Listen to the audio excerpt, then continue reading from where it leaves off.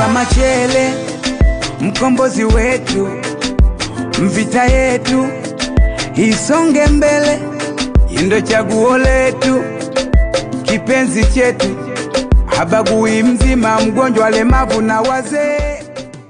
Nishukuru mbunge wetu kwa hatua ambazo amezichukua kurevive Serani hii.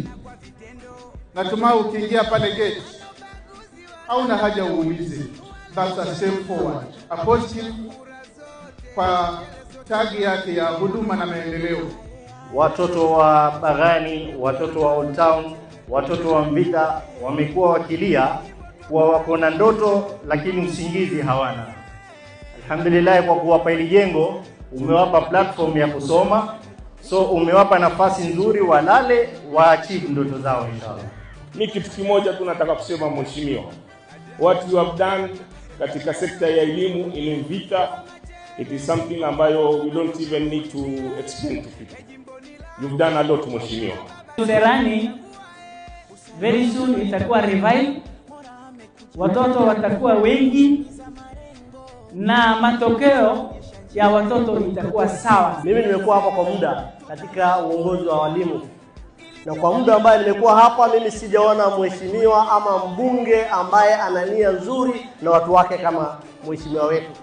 Because nikiangalia yale maendeleo yamefanywa kwa miaka mitatu, yale madarasa yamejengwa, lab, renovation of toilets ni nyingi, mpaka uweze elewa imekuwaje mheshimiwa anatoa wapi pesa ya kufanya haya mambo. Ni kwa sababu anataka kuunua jamii yetu. Mheshimiwa Machele has renovated a school, but in essence he has renovated a heritage. This is not just a school, this is our heritage.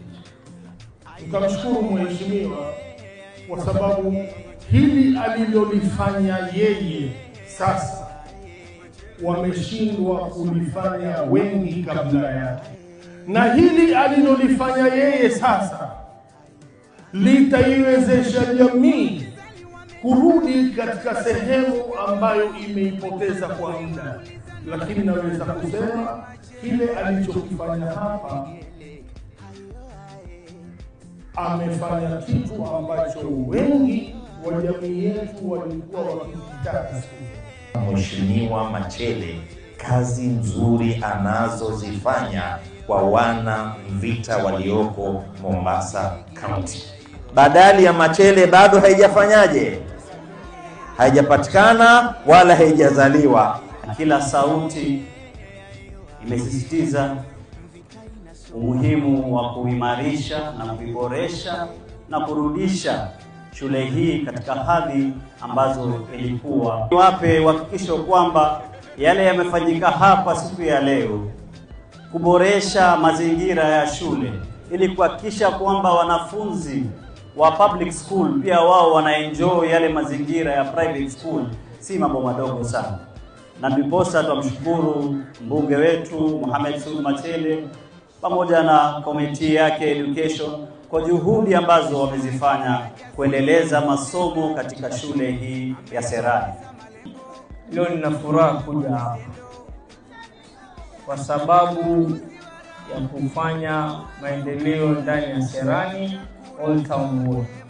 Kuna haja yetu kama viongozi, stakeholders, wazazi wa Old Town kuhakikisha tumerevive hii. Sisi tuko hapa kuwafanyia kazi, lakini naomba na nyinyi wazazi ama resident wa Old Town mchukue majukumu yenu.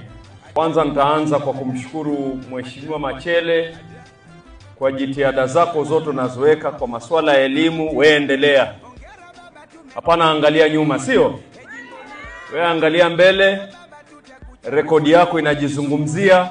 Lakini mimi ni kuahidi tu yale nimesikia, naona huko njia sawa, endelea hapo hapo. Serani hii ndio ilikuwa shule zile miongoni mwa shule za kwanza ndani ya mji wetu wa Mombasa. Wazazi, mna jukumu kubwa la kuregesha shule hii mahali ilikuwa iko.